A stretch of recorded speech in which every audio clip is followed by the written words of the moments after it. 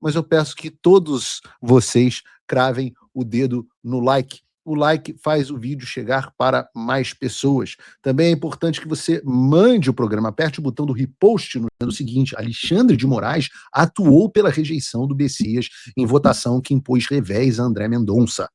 E no texto ela diz o seguinte: segundo relatos pela equipe da coluna, com 6 fontes que acompanharam de perto a movimentação dos últimos dias, entre integrantes do STF, do Congresso e de agentes do meio político e jurídico, Moraes se engajou para reforçar os pedidos de Alcolumbre na campanha pelos votos de não, acionando emissários para mandar recados a senadores que tinham processo no Supremo ou alguma ligação com seus aliados no Congresso. Veja, Alexandre utilizou das suas táticas mafiosas de extorsão. Vamos continuar isso. Com isso, criou-se uma insólita aliança com o relator do inquérito das fake news e da trama golpista do mesmo lado da tropa de choque bolsonarista no Senado, que não se cansa de pedir a cassação do seu mandato.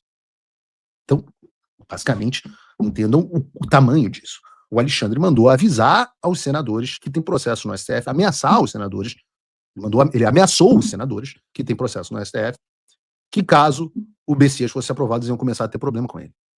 E quem tem problema com... Quem quer ter problema, né, com o imperador do Brasil, né? A mesma coisa fez o Alcolumbre com o que estava ao seu alcance. Né? Ao que parece, inicialmente havia só 30 votos contrários ao Bessias, que era insuficiente para barrar a nomeação, até que o Alcolumbre entrou em jogo e começou a mapear as resistências e estimular os indecisos a organizar a oposição ao Bessias. Por sinal, na véspera da derrota ao Messias, o Alcolumbre estava em um jantar na casa do Alexandre de Moraes, o que teria deixado o Lula ainda com mais raiva. Segundo a apuração da Mônica Bergamo, o jantar não tinha nada a ver com a votação da indicação do Messias, mas é evidente que esse tópico foi obviamente tratado. Quem também participou dessa articulação foi o Flávio Dino, que teria pedido a senadores e amigos dele que votassem contra o Messias. Então o que a gente tem nessa história foi uma união de fatores. Começa sim com toda essa questão dos eventos da renúncia do Barroso por conta das sanções da Lei Magnitsky, afinal não há nenhum louco que possa argumentar que a saída do Barroso teria acontecido caso as sanções a ele ou Alexandre não tivessem ocorrido, né? Isso é um fato, isso é fato, goste você ou não de mim e do Eduardo Bolsonaro, não brigue com os fatos, né? Mas certamente esse foi só um dos fatores. Certamente não foi o fator suficiente, foi o fator necessário, mas não foi fator suficiente. Foi necessário também uma enorme mobilização popular, foi necessário a pressão de vocês. E várias pessoas contribuíram para isso. Eu procurei dar minha contribuição aqui, mas, por exemplo, pessoas como o Nicolas, que com seus vídeos chegam a milhões de pessoas, os vídeos de fundo preto, famigerados vídeos de fundo preto, também teve seu papel. Não foi só isso, mas teve seu papel. Porque se não fosse pela mobilização popular, é possível que muitos senadores não tivessem tanta preocupação com o seu voto. E é claro que também foi fundamental, a gente tem que dar os louros aqui, a articulação da oposição. Eu conversei com alguns senadores que dizem que o Alcolumbre sempre teve convicto dessa derrota a ponto de ter cantado o resultado, ficou público isso, antes do final da votação.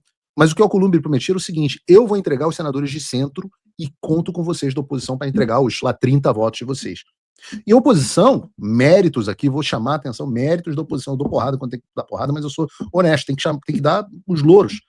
A oposição entregou quase todos, com exceção do Wilder Moraes, que é o presidente do PL de Goiás, e do grande senador astronauta, que passou uma das vergonhas mais constrangedoras que eu vi assim, de um político do PL passar nos últimos tempos, e olha que é uma competição árdua, para dizer que a abstenção dele era uma forma de posicionamento e coisa e tal.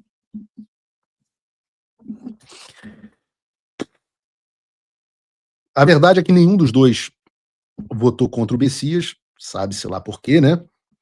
Lembrem-se, volta aqui para o astronauta. Esse foi aquele que ficou chateado porque foi entrevistado de forma dura aqui no Paulo Figueiredo Show quando queria ser presidente do Senado.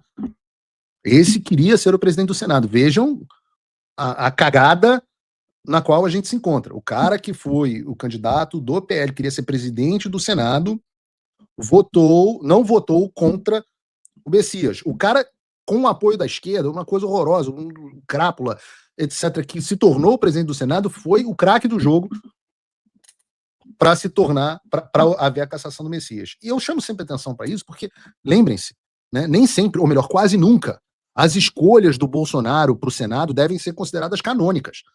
Olhem o histórico de escolhas de merda que foram feitas, inclusive do astronauta.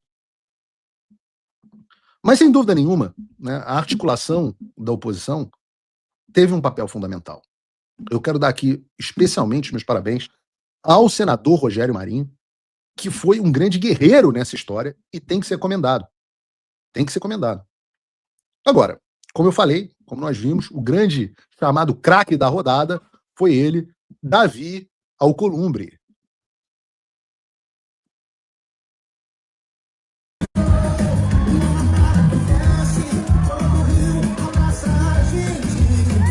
Dancinha do Alcolumbre.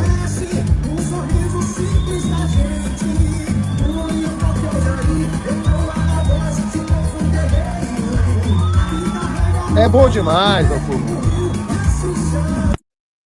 Porra, dancem com a gente. É o craque da rodada. É ele. Se eu já critiquei, não me lembro. É óbvio que a gente sabe que esse pé de valsa aqui... Eu não sei, eu fiz a dança do Alcolumbre, vocês acharam que foi digna a minha dança do Alcolumbre? Vocês acham que eu dancei tão bem, que eu tive um gingado similar ao do Alcolumbre? Bota aí, vamos botar de novo. Vamos botar o Alcolumbre aqui de novo. Momento de alegria. A gente tá em festa.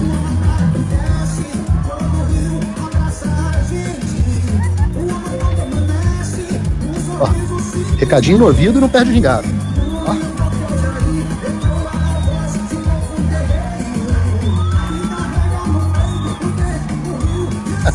Porra, demais. A gente tem a dancinha do Trump, né? Tem a dancinha do Trump e tem agora a dancinha do Alcolumbre. O Alcolumbre tem mais... Quem tem mais gingado? Alcolumbre ou Trump? Né? E apesar de todo esse gingado, a gente certamente sabe, né, que Alcolumbre não vale absolutamente nada. É uma das figuras mais abjetas da política brasileira e, como nós vimos, ele não agiu sozinho. Clube Social. Partiu para não parar.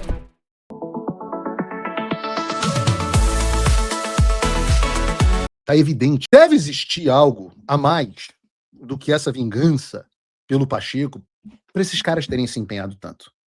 Raciocinem comigo. Tá evidente que o Alexandre de Moraes, o Davi Alcolumbre e o Flávio Dino queriam algo que era o oposto ao que queria, por exemplo, o André Mendonça, que é uma pessoa íntegra. E até mesmo outras lideranças evangélicas, algumas mais íntegras, outras menos íntegras. Mas isso deve ser objeto de reflexão. Né? Por que que as pessoas comuns, nós, a reflexão que a Malu Gaspar fez, né? Por que que nós estávamos do lado de Alexandre, de Alcolumbre, de Flávio Dino, e não do lado de André Mendonça? Por que que nós estávamos do lado dos nossos vilões? Isso eu acho que é legal para ver a complexidade da vida, né? E eu creio que a razão mais profunda e pouco tratada para isso estar acontecendo é que, apesar de nós termos estado no mesmo lado do Alexandre, do Dino e do Alcolumbre no dia de ontem, a diferença está na projeção para o futuro. A Alexandre e companhia enxergam um futuro diferente do que nós estamos enxergando. A movimentação do tabuleiro que eles estão enxergando é diferente da nossa. A razão da revolta desse grupo com a escolha do Bessias não tem a ver com quem o Bessias é ou o que ele representa, mas com a preferência deles ao Pacheco e a quebra da promessa do Lula que nós vimos aqui. Mas a pergunta que fica, e eu faço essa reflexão aqui no ar com vocês, estava pensando muito sobre isso hoje, tá bom, se coloque no lugar do Alexandre de Moraes. Tá? Você é o Alexandre de Moraes. Eu sei que é difícil, mas você é o Alexandre de Moraes. Pensa nisso nesse momento. E tente não prender ninguém nesse meio tempo do nosso exercício mental. Mas pensa que você é o Alexandre de Moraes. Aí você trabalhou muito para rejeitar o Bessias, porque você quer o Rodrigo Pacheco. Como que a rejeição do Bessias traria o Rodrigo Pacheco de volta à discussão para uma vaga no STF depois dessa confusão toda?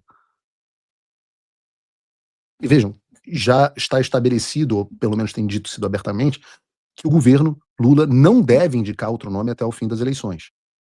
Isso teria sido, inclusive, um acordo com o Alcolumbre. Já teria sido um acordo firmado. Então, Lula não vai indicar outro nome. A única conclusão possível, então, que Alcolumbre e Alexandre Dino esperam que após a eleição o nome do Pacheco seja indicado. Vocês estão acompanhando? Indicado por quem? Olha, eu duvido muito, apesar dessa notícia de agora há pouco da CNN, dizendo que o Flávio não descarta o Pacheco, eu duvido muito que o Flávio indicasse o Pacheco, e eu já vou voltar a isso daqui a pouquinho. Mas se o Flávio não indica o Pacheco, isso implica, então, necessariamente, em que o Alexandre acredita na reeleição do Lula. Porque nenhum desses caras quer nem o Alexandre, nem o Flávio Dino, ninguém quer um nome indicado do Flávio ao Supremo. Vocês estão acompanhando? Portanto, o que pode se inferir disso é que toda essa movimentação feita com a gente foi feita com a convicção de que o Flávio não vai ganhar as eleições. Caso contrário, o Pacheco, o Bessias era muito melhor para eles do que qualquer um que o Flávio indique. Certo? Você pode me perguntar, e é até legítimo, mas por que mesmo com a reeleição do Lula, se eles apostam na reeleição do Lula, por que eles acham que o Lula, depois reeleito, cederia a pressão e indicaria o Pacheco? Ora, a resposta a isso é que Lula agora ele recebeu o recado duro.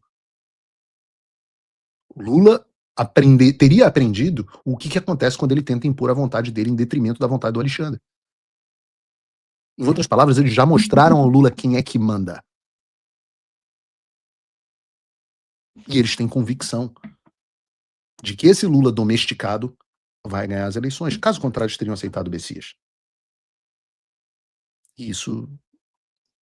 E é por isso que eu estou dizendo, desde novembro de 2022, que não adianta fazer oposição ao governo Lula. É necessário se opor ao regime. O Lula é uma peça, é um componente do regime. Mas ele não é o maior componente do regime. A gente precisa pensar em enfraquecer o regime e se aproveitar como nos aproveitamos das divisões. Mas a pergunta que você deve estar fazendo é, Paulo, você está dizendo que o Alexandre acha que a gente vai ganhar as eleições, que acha que o Lula vai ganhar as eleições?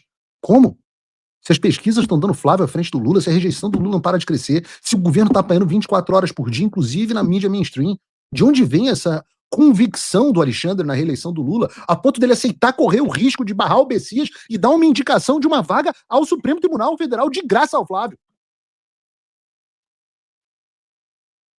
Raciocina comigo.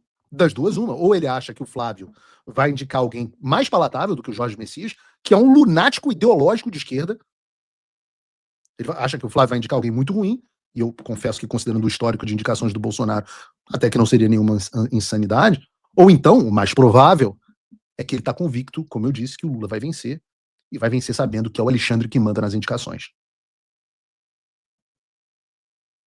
Ou vocês, da audiência, confiam no sistema eleitoral brasileiro?